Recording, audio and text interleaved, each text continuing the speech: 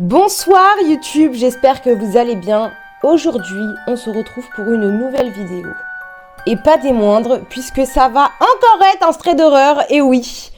Parce que je vous avoue qu'il y a de nouvelles vidéos qui arrivent, mais je n'ai pas encore le matos nécessaire pour les réaliser.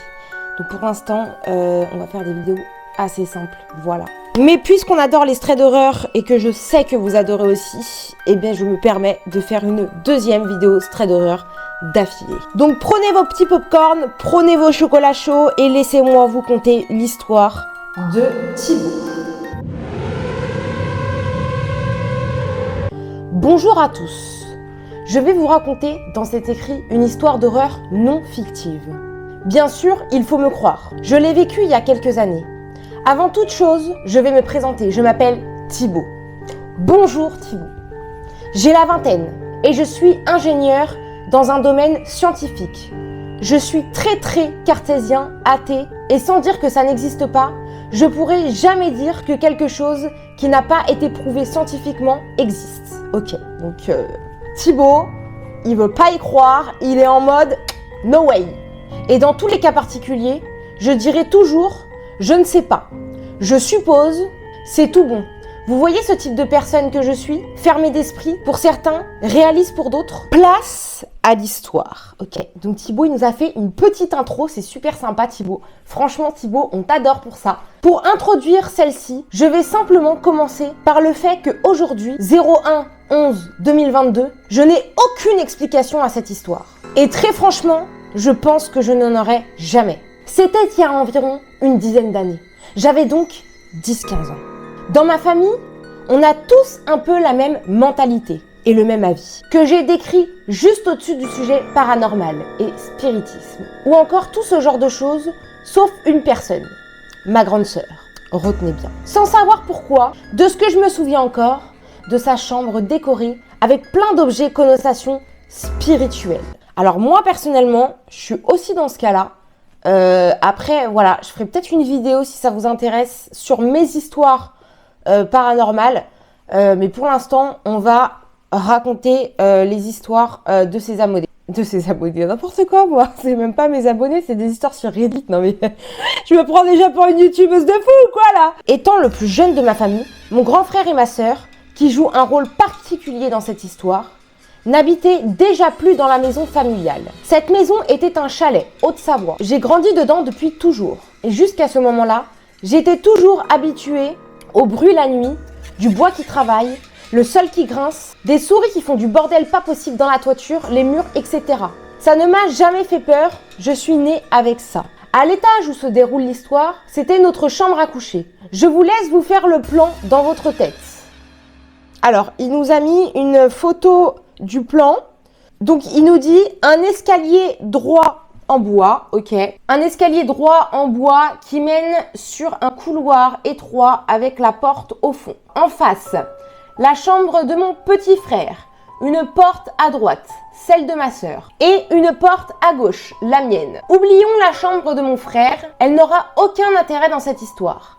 La particularité de la chambre est celle de ma sœur, c'est qu'elles ont été construites en miroir. La soupente avait été aménagée plus pour le stockage que pour autre chose. Et nos lits étaient bien sûr placés dans les pièces principales. Mais étant petit, j'étais terrifiée la nuit par ma soupente, de peur qu'un monstre apparaisse lentement sous l'ouverture sans porte qui menait à celle-ci. J'ai donc plus tard, au moment où se passe cette histoire, installé mon lit dans la soupente pour arrêter d'avoir peur. Simple et efficace. Il a dit MDR, simple et efficace. Alors moi je te comprends Thibaut, parce que personnellement, moi-même, ma cousine, elle avait une maison à l'ancienne. Une maison à l'ancienne. Excusez-moi. Elle avait une maison où il y avait des soupentes aussi, et j'avoue qu'il y avait juste des rideaux pour cacher la soupente, et moi je flippais aussi. Bon ça va, je dormais avec ma cousine, mais j'avoue, j'aimais pas non plus. Cette nuit-là, j'étais tout seul chez moi. J'avais légèrement la trouille, mais c'était loin d'être la première fois. Je vérifie bien que la porte d'entrée soit fermée à clé. Je faisais un tour dans toutes les pièces pour m'assurer qu'il n'y ait personne. Ce genre de choses me rassurait. Après vérification, il ne pouvait rien m'arriver. Alors, je le comprends totalement parce que moi, je fais exactement la même chose. Moi, personnellement, quand je rentre chez moi, je suis une psychopathe. Quand je rentre chez moi, je fais le tour de toutes les pièces, je regarde sous le lit, je regarde derrière les portes. Je suis une psychopathe avec ça. Franchement, vaut mieux, des fois, même, vous allez me prendre encore plus pour une psychopathe, mais des fois, ça m'est déjà arrivé de prendre vraiment un couteau et de faire le tour de la pièce. Comme ça, je me suis dit, en vrai, s'il y a quelqu'un de caché et c'est moi qui le surprends, il va rien faire en fait. Il va rien faire. Imaginez, il est caché sous le lit et c'est moi, j'arrive comme ça avec le couteau. Ça va, toi? Bref, je te comprends, Thibaut. Mettez en commentaire là si vous faites ça aussi, s'il vous plaît. J'ai besoin de savoir si on n'est pas les seuls fous avec Thibaut. Voilà. Mais ce soir-là, je n'avais même pas pensé à enlever cette poignée. La soirée se passe nickel, au top. Je monte dans ma chambre et je m'apprête à dormir. D'habitude, quand j'ai peur ou que j'ai simplement envie de m'enfermer dans ma chambre, ma poignée intérieure n'étant pas fixée, je pouvais l'enlever en tirant dessus. Ce qui faisait que du côté du couloir, l'autre poignée, on ne pouvait pas ouvrir la porte. Mais ce soir-là, je n'avais même pas pensé à enlever cette poignée. Je ne me méfiais pas assez pour ça. Je me couche dans mon lit, au fond, sous la pente, et je commence à m'endormir. Ça commence. Je reprends doucement et difficilement conscience. Il est évident que je suis en train de me réveiller en plein milieu de la nuit. J'entrouvre les yeux en me demandant quel est ce boucan. Et comme vous, chers lecteurs, je prends conscience doucement que je suis en train d'être dérangée par un bruit qui ne s'arrête pas, qui est encore là, assez bruyant pour m'avoir réveillée. Il me faut alors qu'une poignée de secondes pour comprendre la gravité de la situation. Je suis tout seul chez moi. Il est 2h du matin. Un bruit aussi fort autour de moi. Ce bruit est celui d'un grattement. Un grattement sous le bois. J'en avais entendu toute ma vie, mais celui-là, non. Pour la simple et bonne raison qu'il était répétitif, rythmé.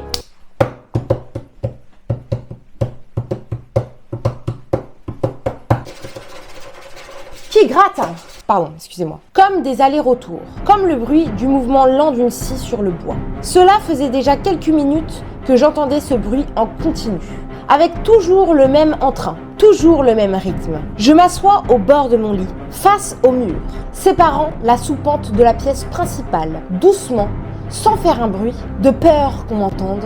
Mon cœur s'accélère et je sens la panique monter. Je réfléchis le plus vite possible, dans le stress. Quelle est cette chose qui fait ce bruit?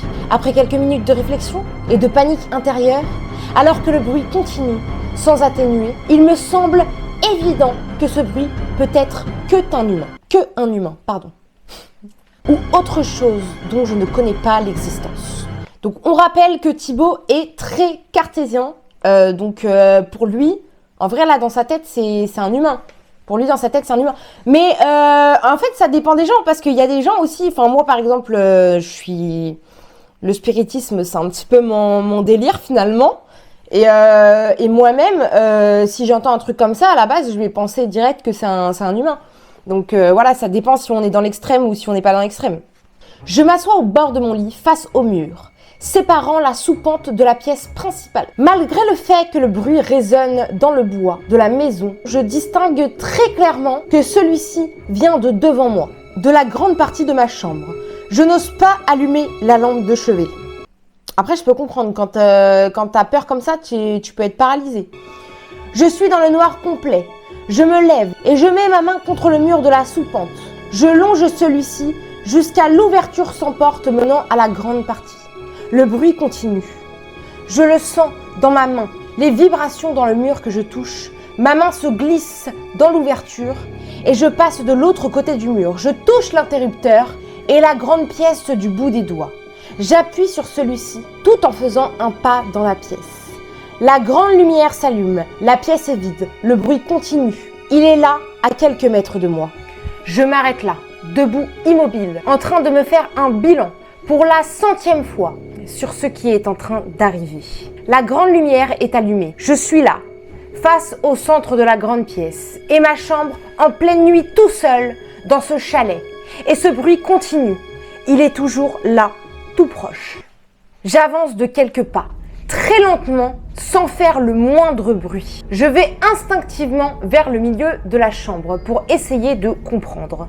Je lève la tête en espérant comprendre d'où vient exactement ce bruit. Ça ne vient pas du plafond, ni du sol. Je regarde dans toutes les directions sans faire un pas de plus, par peur de faire grincer le parquet. En tournant la tête, je distingue très clairement d'où ce bruit vient. Je suis face à ma porte, ce bruit est devant moi. J'en suis sûre. À cet instant, je suis terrorisée. Je m'avance de plus en plus lentement, de plus en plus près de ma porte, pour me forcer à réaliser que c'était bien réel. Ce grattement répétitif, rythmé, puissant, est juste là, à quelques centimètres de moi, de l'autre côté de la porte, contre le bois de celle-ci, juste à la hauteur de mon visage. Je faisais peut-être 1m60 ou 1m70. Ok, bah tu sais pas combien tu mesures, Thibaut, dis donc. J'ai le souvenir d'apercevoir la porte vibrer légèrement, mais dans la peur, ce n'était peut-être que mon esprit. Le bruit ne s'arrête pas. Je suis terrorisée, pétrifiée. Je suis paralysée, le sang glacé devant ce qui est en train de m'arriver. Je ne voyais qu'une solution. Je devais me mettre en sécurité. J'approche de plus en plus doucement ma main de la poignée de la porte et je la saisis. Je sens encore des vibrations et des grattements dans celle-ci. Je l'arrache d'un coup sec de la porte et en faisant un pas en arrière pour m'enfermer, le fait d'enlever la poignée de la porte fait un bruit très fort. Ce bruit que je viens de faire stoppe net les grattements épouvantables. Putain, mais comment j'aurais trop peur. Oh my god, j'aurais fait un malaise. Je suis restée là, à 1 mètre de la porte, ma grande lumière allumée, avec la poignée dans la main, immobile, dans un silence total. Pendant tout ce temps, au-delà de la paralysie due à la peur, j'écoutais et j'entends des bruits de pas dans l'escalier. Donc, quelqu'un redescend au rez-de-chaussée. Là, c'est sûr, c'est quelqu'un. Ou encore des bruits de pattes, ou n'importe quoi d'autre. Des bruits de pattes. Pouvant m'apporter une réponse sur ce que je venais de vivre. Pas un seul bruit pendant 1 heure, à partir de la seconde où j'avais arraché la poignée. Je n'ai plus jamais entendu de bruit de ma vie et je n'ai rien encore vécu de paranormal. Et je n'ai rien vécu d'autre de paranormal. Ok, Thibaut, eh ben écoute, ton histoire était plutôt flippante, hein. Voilà les amis, c'est une fin d'histoire aujourd'hui. C'était une histoire qui était assez longue, donc c'est pour ça que j'en ai fait qu'une seule. J'espère qu'elle vous aura plu. J'espère qu'elle vous aura plu néanmoins. Comme d'habitude, n'hésitez pas à me mettre en commentaire si cette vidéo vous a plu, vous abonner, mettre un petit like. Ça me fera extrêmement plaisir. Parce que pour l'instant, on stagne un petit peu sur la chaîne, hein. Là, au début, les abonnés, ça y allait. Et là, pour l'instant, on stagne un peu. Donc, n'hésitez pas à me dire ce que vous en pensez. Vraiment, ça m'aidera. Et on se retrouve la prochaine fois pour une nouvelle vidéo. Allez, ciao!